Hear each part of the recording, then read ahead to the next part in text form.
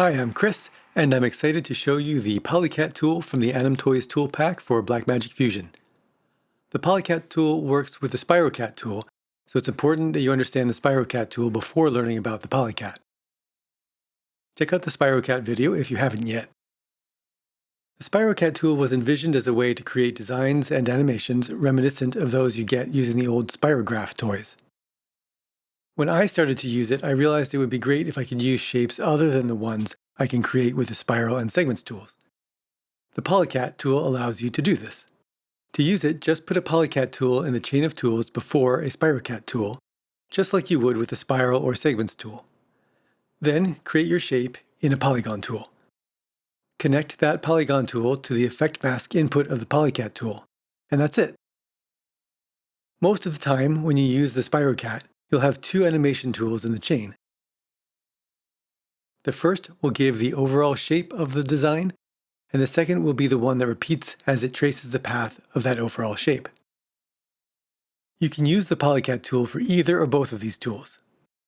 When concatenating the spiral and segments tools, the Spirocat tool will go frame by frame through the composition and combine the offsets generated by each tool to create the concatenated offset. This is why you'll usually want one tool creating the larger shape and one tool that creates a smaller shape that repeats many times. Combined, this will create the Spirograph effect. The animation will always have the number of frames that are in the composition, so the Spirocat tool needs to interpret the points on your custom shape depending on the number of points it has in relation to the number of frames in the composition.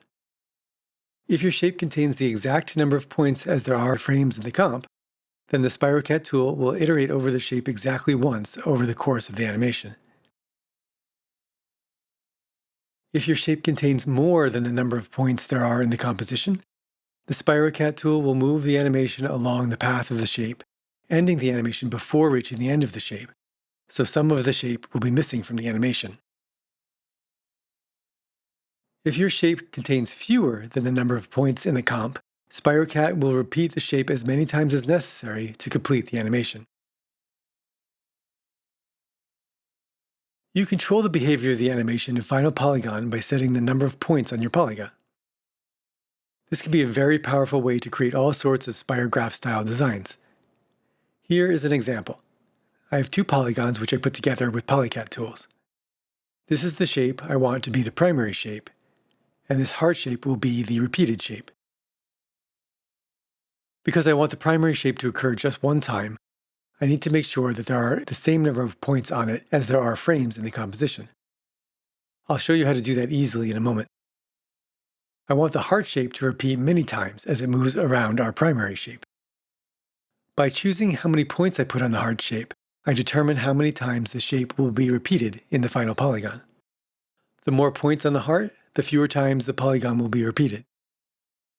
If we use this heart shape with just 4 points, we can look at the resulting concatenated polygon, and we see the shape is repeated many times.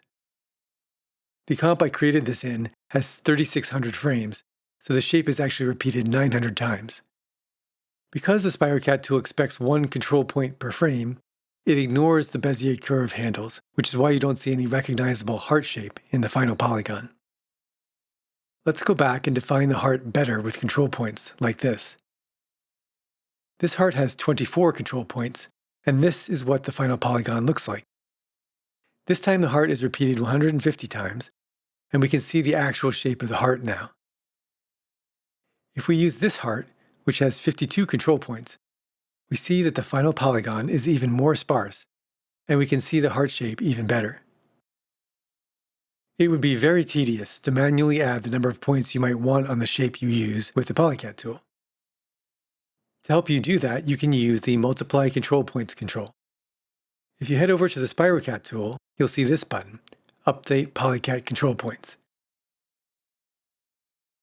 When you press this button, the Spirocat will look at any connected PolyCat tools and add control points to the connected polygon to multiply the number of control points by the number entered in the Multiply Control Points control, with a maximum total control points being the number of frames in the comp.